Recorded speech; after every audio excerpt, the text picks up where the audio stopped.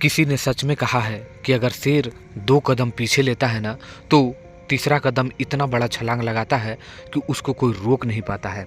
जी हाँ दोस्तों, नमस्कार, मैं रविंद्र और आप लोग देख रहे हैं रविंद्रा टाइम्स। दोस्तों, एक गाना आने वाला है कलम चबागिनी, खेसारी लाल यादव का, अन्नपूर्णा फिल्म से।